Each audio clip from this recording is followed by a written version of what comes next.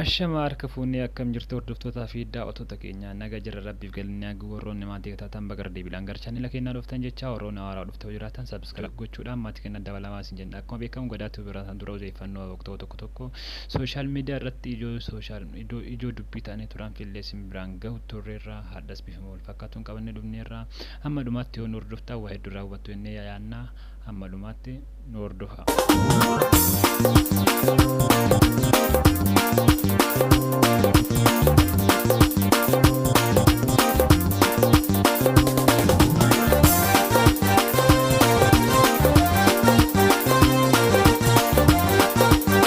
Video haddaaf nu qabanne isin dhumni keessa akkuma beekamu dhiyeenya kana gaazexeessituu TV FIB Sabboontuu Ahmad jedhamu isiitu wal qabatee ijoo social media ta'uu danda'eera. BBC's dabalatee miidiyaawwan gurguddaan biyya tanaa hedduun gabaasuu turuu akkasumas immoo kallattii nama dhuunfaatiinis ta'ee social media irratti namoonni hedduu waa'ee isii haasa'u turanii ijoo social media ta'uu danda'eera. Sababa hin beekamneef jecha Finfinneetti qabamtee hidhamtee guyyaa 5 booda haati ishii hobii taatee fi baasuu dandeessee jirti. Erga baateen booddee interview kennaa afgaaffii TV FIB wajjin taasisan hamma tokko sin biraan gahuuf qabannee dhufneerraa viidiyoo kana laallee walitti adeemnu nu faana tura. Uummata Oromoo fi akkasumas miidiyaalee biyya keessaa falan sagalee ta'uun akkan deebi'aa sitti argamuu fi carraa kanan harkadhu kan godhan isaaniidha waan ta'eef galatoomaa jechuun barbaadaa guyyaa poolisoota 2 turanii tokko ulee qabateera tokko meeshaa hidhatee jira lamaan isaaniiyyuu dhiira durbii biraan jirtu. Isan harkaa qabu narkaati lafa kaa'ee tanneen falligishaan jedhee si waliin deemuu khoduratti ati eenyudha maaliif na barbaaddeen jeeni ani poolisiidha saajina baluu jedhama afaan Amaaraatiin kan inni natti himee achittis ergachi nageessanillee afaan Oromoo akkan dubbadhuuf carraanaaf hin laanne ani hedduu hin danda'u afaan Amaariffaa dubbachuu haa ta'u garuu hamma dandeetti nan gaafadhe ID sanatti argisiisu yaale gara dubbiitti gore sana booda waraqaatti si qabal fidanii dhufu waraqaan qaba gaafadheerallee waraqaa mana murtii qabdaa ennaani xiyyaaqee attaabishinaan jedhe afaan Amaaraatiin gaaffiin baay'isiniiti deemsi injanneerra deemi waajjira as muuziqaa safarii bakka jedhamu labuutii barbaadamtaa waajjira poolisii deemtaa achi dhattee gaafattaa deemii jedhe. Achi booda deemuu nandi deanii bitaa mirga gaa namoota beekuun lallaaluu jalqabe sana booda እንዳልመታሽን አንጂ ወድዴ በጥፊ ነው ማጫውልሽ ጀደ ህግ እንደዚህ ነው እንደሚለው እንጂ አይናፋና ማራቲን እና እኔ ተቋጭ ሲቀ ሜሻን አትቀበቴ በቃ ሜሻን አጅፈተን አትቀበቴና ኦኬ ዱቢንቱን ጀብዱ ታይና ጄን ኤሰደምናን ጄነረዴቤ ዋጅራ ፖሊሲ ለቡ ደምና ኑ ሚቲ ቀባኑ ጀደኒ ሆጂን ኸኛ ቀቡ አንቴ ፊ ሀደም ነው ጀ መኪና ቀበተን እንጅራኒ እንደምኔ ዳንዲ ቀጣሙሬ ዋጅራ ፖሊሲ ነጌሰኒ አከጨራ ጆሌን ቢሮ ኮቲ ወርገረስታኒ ቡነ ዱጋ ጅረን ዳንዲ ራርከን ኢኒ ዲሸን ዱባቲ ኤርገነ ቀበኒ ዴማቱ ሪአርኪቴክት ጅርቴ ወልት ዱፈኒ ኦቱ ኢሳን ኖርዶፉ ባተኒ ሳቲ ሰኒቴ ኢሰከነ ጌሰኑን ቤኩን ቱሬ sana boda wajjira poolisiitti baajaajii dhaabsisanii osoo deemaa jirru konamni biraa keessa jira baajaajii keessa fuunduraan duubaan duwwaadha achi boda nama tokko buusanii kan biraa dura galee anaa fi isaan duuba gallee if jidduun akaanii wajjira poolisii sana dhannee jechuudha inni erga wajjira poolisii dhannee namni akka tasaafariititti keessa seene sun qaama biraatee argame nan sakattaame nan gale keessa gaafa nan sakattaaris maal fiddee dhuftee nan borsaa baneen tarkisiise seenne sana booda taayinaan jedhan nan taa'ee taa'u koo dura maaliif akkana barbaadan natti maa gaafii jiruun dhiyeessee fi irra deddeebiin gaafadhu arfash qucca bayii naan jedhan paatroolii gubbaatti nafeeni akkasaniin gara bishooftuu imallee amma bishooftuutti kana ture magaalatti siqneen irraa kan kaatinaasi ofuma walitti dubbatanii garaanya dhenatti fakkaatan irraa kanii wantichillee harka waliin naqabaa ture yeroo jalqabaaf kan kaatinaan harka kootti galee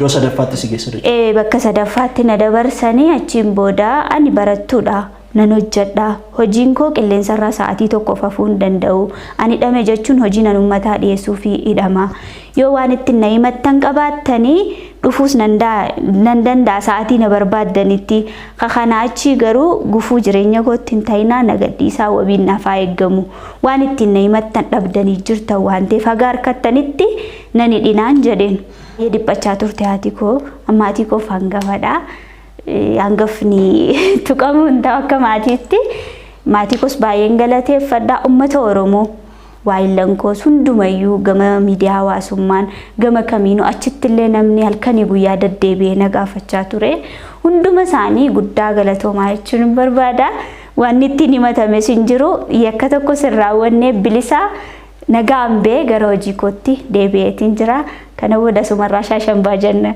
Ayyee bara hojii gaarii siif haa ta'u. Ayyee galatoomii ati sulfaadha. Ayyee. Tole.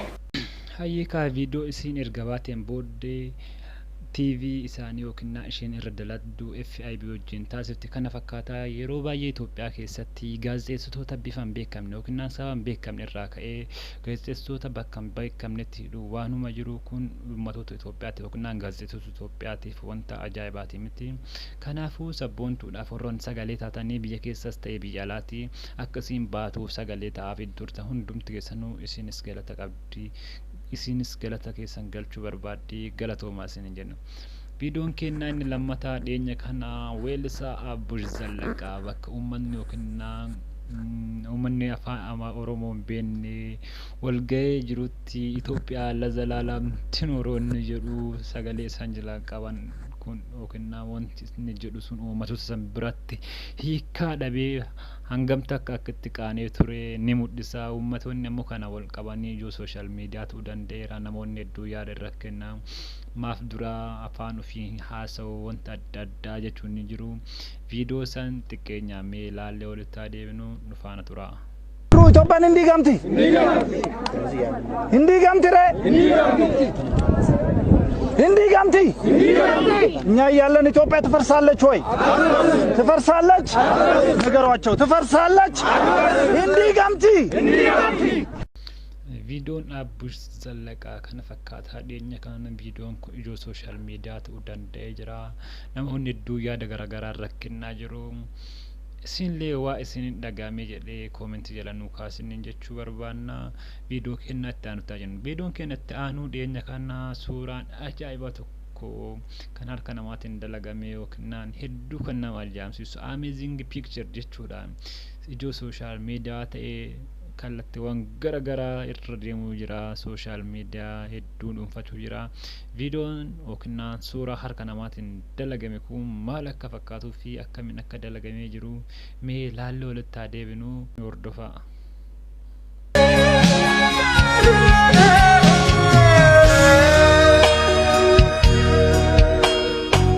在那条熟悉的街道似乎还残留着你香水的味道 Suurri kana fakkaataa ittiin bohaartanii jirtu jedhee abdii godha akka ittiin bohaartan abdii qabna yeroo ammaa kana saayinsii fi teekinooloojiin babal'achuurraa kan ka'e uummanni beekumsaa yookiin dandeettiin uummataas garmalee fagaachuu jira wantoota ajab nama jechisan guyyaadhaa gara guyyaatti ilmi namaa kun kalaqee wanti amanuudhaaf nama rakkisu kana gara keenya fiduu jira gamanumaan ammootu nutis maal dalaguu jirra bara globalization yookiin teekinooloojii akkana babal'atee ilmi namaa guyyaa yookiin gara guyyaatti waan haarawaa kalaqee uummataaf dhiyeessu kana nu maal dalaguu jirra sadarkaan nurra jiru kun maal maal sadarkaan nurra jiru kun maal akka ta'e uf laaluun nu barbaachisa viidiyoo kana yookiin suuraa kanarraa waa hedduu barattanii akkasumas ammoo ittiin bohaartan yeroo jedhee yaada wanta isin dhagame ammoo koomentii jedhan nu kaasin jedha inni viidiyoon keenyatti aanu dhiyeenya kan warroonni dhiiraa koomii adda addaa dhiyeessu jiru innis viidiyoon tokko nama tokkoon dalagamee kallattii tiiktookiitti erga gadhiifameen booddee warroonni dhiiraa ammoo koomentiiwwan garaagaraa rakkinnu jiru viidiyoo ajaa'ibaa tokko of eeggadhaa jedhanii maaf akka dhiirri of eeggadhaa jedhamaa jirullee hin beekamne kanaafuu warroonni dhiiraa akka of eeggatanii gocha akkanarraa jedhamaa jiru amma viidiyoo ammaaf isittiin immoo viidiyoo laallee walitti adeebinu እባካችሁ ወንዶች ተጠንቀቁ በጣም ተጠንቀቁ እባካችሁ ላይ ነው የውጭ ሀገር ዜጋ ነች ወደ ሻራተን መሄድ ለምትፈልግ ነገረች እኔ ደግሞ ያው ቅን ልተባበራት ምናምን ብዬ ወደ ሸራተን ሸኘኋት።